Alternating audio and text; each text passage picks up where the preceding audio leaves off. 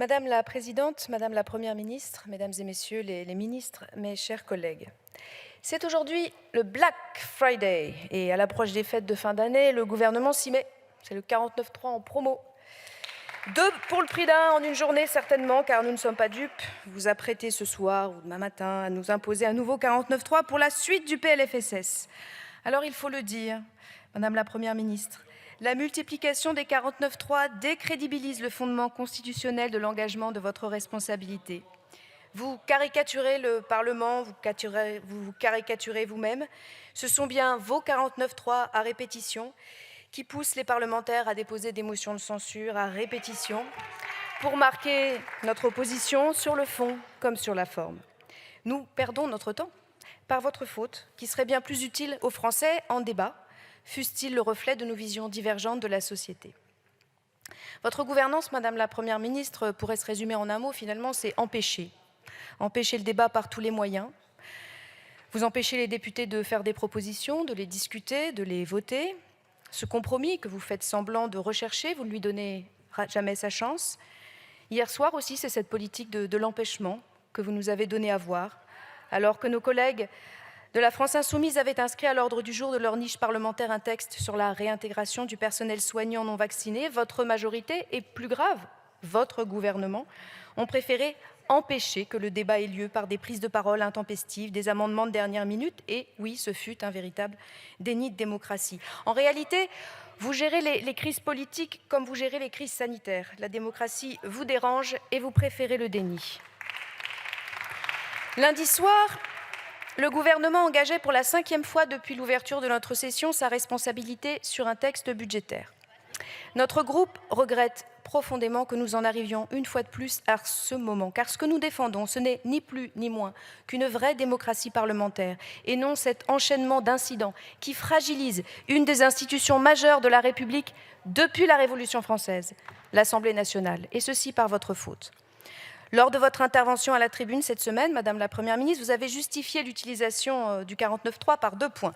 D'abord, le trop grand nombre d'amendements déposés sur le texte, impossible à examiner dans le temps imparti. Mais pardonnez-moi, il s'agit de publicité mensongère, pour filer la métaphore commerciale, de contrefaçon d'arguments, car il n'a jamais été prévu dans l'agenda de notre Parlement le temps nécessaire à l'examen de ce PLFSS, parce que vous saviez, nous savions, tout le monde savait que vous alliez encore une fois utiliser le 49.3.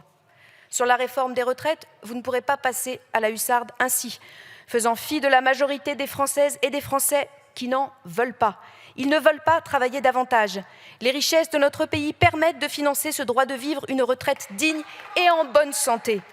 Ils n'en veulent pas, car ils savent qu'au fond, c'est la seule manière que vous avez trouvée pour financer votre politique inefficace et dogmatique de baisse d'impôts aux entreprises. Mais revenons à notre joli vendredi de braderie.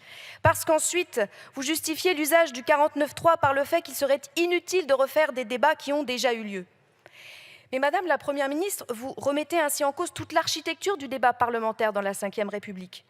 La substance, c'est la navette entre le Sénat et l'Assemblée nationale. C'est la discussion qui se construit au fur et à mesure des débats autour des amendements un à un. C'est vrai, c'est parfois long, mais c'est toujours fructueux. Alors oui, ce principe de la Constitution, oui, il y a le 49.3, mais il y a aussi le bicamérisme, il y a aussi ce principe. Alors je dis, il y a tromperie sur la marchandise. Et décidément, après la soirée d'hier, on se demande s'il ne serait pas la liquidation du Parlement avant fermeture, puisque selon vous, il ne sert à rien.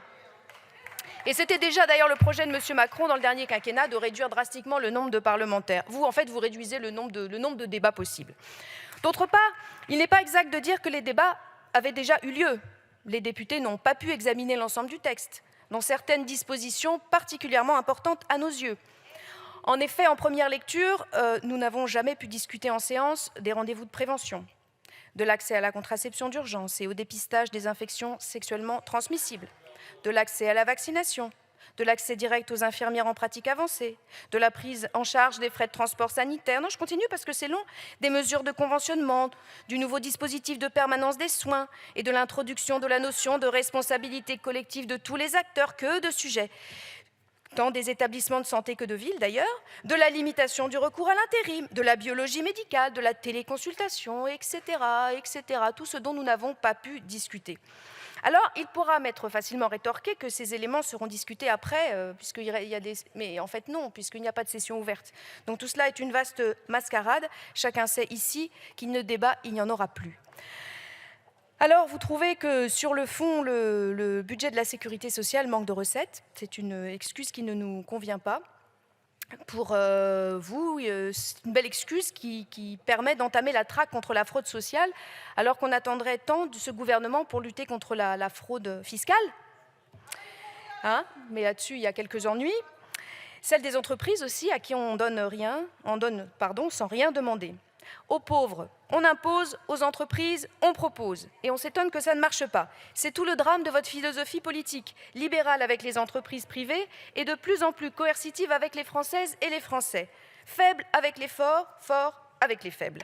Alors même que les Français galèrent, que les jeunes continuent de faire la queue dans les files alimentaires, que les inégalités augmentent, eh bien, on aimerait voir ce gouvernement aussi acharné et consciencieux pour conditionner les aides et taxer les super-profits. Et cette idéologie, c'est la grande braderie du service public qui préfère multiplier les exonérations de cotisations salariales et patronales, quitte à fragiliser notre modèle de protection sociale, afin d'utiliser ensuite l'argument de sa fragilité pour réduire nos droits, et notamment ici, la fin du remboursement des arrêts de travail après une téléconsultation du médecin autre que le médecin traitant. C'est refuser de voir la réalité des déserts médicaux que dans les villes et les villages et dans les quartiers populaires et les villages éloignés, on voit de plus en plus se développer. C'est faire semblant aussi, ce PLFSS, d'ignorer la situation catastrophique dans les hôpitaux, dont nos bébés aujourd'hui subissent les conséquences dans des urgences pédiatriques débordées, incapables de répondre à une épidémie pourtant annuelle, attendue, anticipable. Oui, c'est la grande braderie du service public. Le service public, vous l'asphyxiez pour le brader au privé. Vous confierez certainement pour cela beaucoup de missions à vos amis des cabinets de conseil, montrant ainsi votre mépris pour les fonctionnaires qui, eux, connaissent le service public et y sont attachés. Votre gouvernement méprise le Parlement et ses débats, mais il méprise aussi les agents publics. Alors aujourd'hui, si c'est le Black Friday, la grande braderie des services publics, ça dure depuis plus de 5 ans. La marque de fabrique de votre gouvernement, c'est cela, le mépris du Parlement, mais cela a été tellement dit. Alors vous me direz, je ne comprends pas, nous avons quand même retenu un certain nombre de vos amendements, notamment sur le repérage des violences sexistes et sexuelles, vous les écologistes. Mais c'était bien le minimum, en ce 25 novembre, sur ce sujet où vous avez tant parlé et si peu agi. Nous souhaitions le débat, car notre groupe sur le budget de la sécurité sociale a fait et fera des propositions. Ce fut, je crois, encore le cas mercredi en commission des affaires sociales, où les députés écologistes ont contribué à faire évoluer le texte de la présidente Khattabi.